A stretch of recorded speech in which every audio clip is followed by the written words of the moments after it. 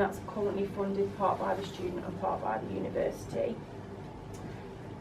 Where a student requires a certain type of accommodation, then we're able to liaise with the team to make suitable arrangements and adaptations where necessary in the halls. We can also support students in applying to funding bodies for any recommended funding in relation to their accommodation. Sometimes I pay the difference, but I'll go on to that in a minute. A lot of students will come and see us, particularly around exam times or handlings, if they need support with extenuating circumstances, if they're having difficulty getting the work in, or they need certain adjustments putting in place. We can support that. We're involved in the process of arranging non-medical helper support. So at the moment we work with 2 key suppliers to arrange if a student needs a mentor or a note taker or that type of support. We send referrals over to the supplier, they then put the support in place and they arrange for the support workers to be paid. We're responsible for inputting the recommendations on a student's needs assessment or talking with them about any interim support they might require whilst on the course if they haven't gone through the process yet. And we work closely with the exams team to make sure that any adjustments are in place, so if a student's got a recommendation for extra time and things, then we'll make sure that's set up. We've put together some figures in terms of the number of disabled students starting at Keele last year and this year. The number of students on the autistic spectrum has almost doubled, and there's been a marginal rise in disabled students overall, so there's approximately 1,200 students with a disability at Keele this year. That percentage now stands at 12.4% of the student population, which is higher than the sector average of 10%. I've also done a little breakdown, which sorry you can't really see on your handouts. Like I said, the majority of students we support are specific learning difficulties. That's predominantly dyslexia at 46%, chronic illness 15%, mental health 11%, and then it goes down to other multiple disabilities. Autism's 4%, mobility 4%, and then visually impaired and hearing impaired are both at 2%. I've also done a chart about student achievement as well, so that's the results for last year. So as you can see, the disabled students outperform non-disabled students in the first class honours category, and then there's a very similar outcome for the upper second class as well. And again, Keele has a slightly higher percentage of disabled students who outperform non-disabled students compared to the sector average. Disabled students allowances, that's available through a student's funding body and is issued to pay for any additional costs that a student may incur as a result of their disability. It's non-means tested and they don't have to pay any of it back. And the amount of students eligible for is obviously dependent on their individual needs, but the maximum amounts are shown on the slide. So they get up to 5,000 for equipment, 20,000, well 21,000 nearly for non-medical helper support, and 1,700 for general allowance. So the specialist equipment would be things like if there's certain software a student might need, so text-to-speech software, mind mapping software, they might get recommended computer equipment or voice recorders to aid with note-taking. Non-medical helper support is divided into bands, so bands 3 and 4 would cover high-end support such as mentoring, study skills support and electronic note-taking. Bands 1 and 2 covers things such as handwritten notes and library support. But as of the coming year, the onus is fallen to the university to cover bands 1 and 2 support, but I'll go through that on the next slide. Travel allowance, some students might be eligible for a taxi allowance, so if they had severe anxiety, for example, and couldn't get on a bus, then student finance would agree to pay the difference between them. Other disability related costs covers consumables allowance, so if a student's having to print lots of information, then they get a printing allowance from student finance and that type of thing. In order to get DSA, the student applies for a needs assessment. They send their medical evidence to their funding body. They will hopefully agree to pay for an assessment, and then an external assessor will carry that out. We've got an assessment centre on campus. They discuss all the different areas, put all the recommendations in a report, and then the student will then provide that report to our service and we'll make sure that everything's put in place for them. So the changes, like I said, DSA is undergoing a number of changes for next year, and a large part of the responsibility is going to fall to the university. It's going to affect new students who are applying for the coming year, and they're supposed to apply within the first 9 months of the academic year. Bands 1 and 2 support will be responsibility of the higher education institute, so student finance are no longer going to support that, and I'll go through about what we're doing and what we're considering for that.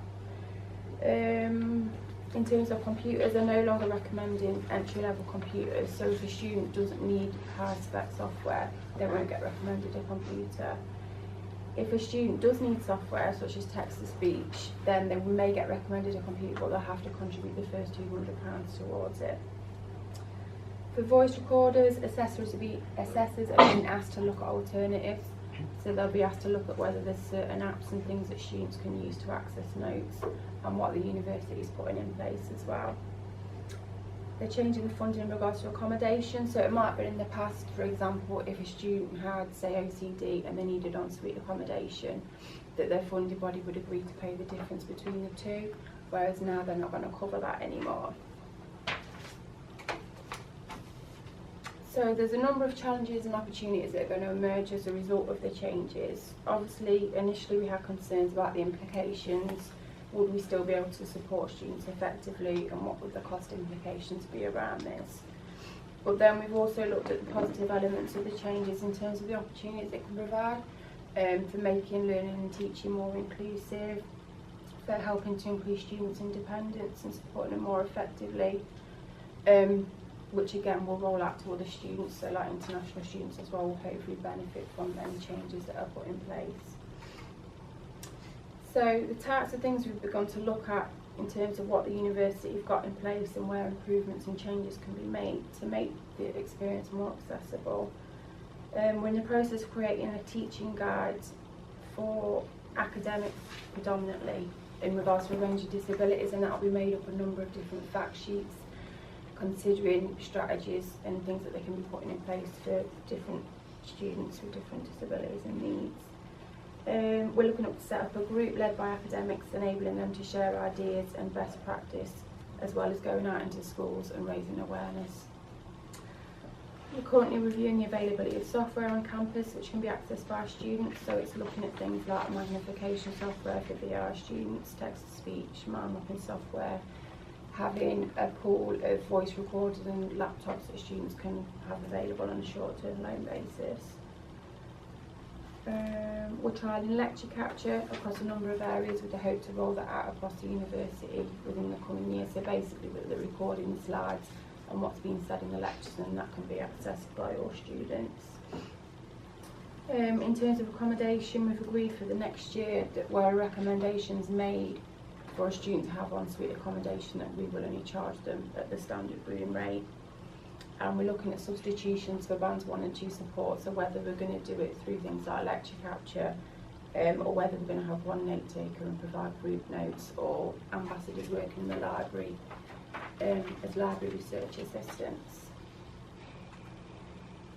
So like Alison was saying, we support students throughout their time at Keele to varying degrees dependent on their needs. So some students will come and see us regularly, and as their needs change they'll ask for reviews, whereas others, once they've got their initial support package in place, we won't see again unless there's anything that happens on their course that causes them to do so. Basically it involves that when a student declares a disability at the admissions process, we'll get in touch with them, see what support they've had previously, what they might require while they're here, and where they're up to in the DSA process. We run a welcome event, which I'll go through in more detail in a minute, for students on the autistic spectrum. We make any interim support arrangements for students, check their medical evidence, help them apply for DSA, and try and make sure that support's in place from the day they start on their courses.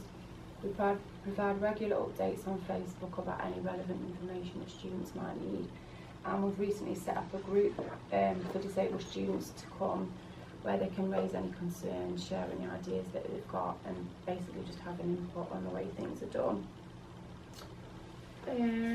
Yeah, like I said, the package runs throughout the course and can be reviewed as and when any necessary changes should occur. And we also refer students on where necessary as well, so if students need study skills support, they can be referred to the right direction, or if they need advice about careers, then we'll do that.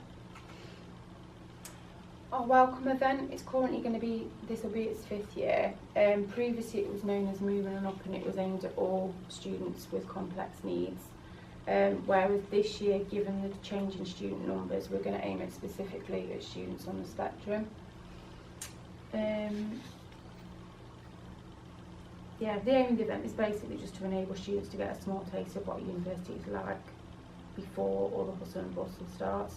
So students can come and stay for a weekend, they can bring a parent or carer, and then we just put some events on, so there'll be a welcome meal, treasure hunt, a quiz, talks from different departments, a chance to meet the staff, and mainly just a chance for them to get to know the campus. They'll do a campus tour, and to hopefully make some friends before they start on the course. That's some feedback that we've had from previous years. It's always been positive, and they've said that it's helped them with their transition to coming to start at university. And that's it from our bit. If there's any questions about the process or no? I think the key thing for us to challenge, as Ali said, was the change in funding.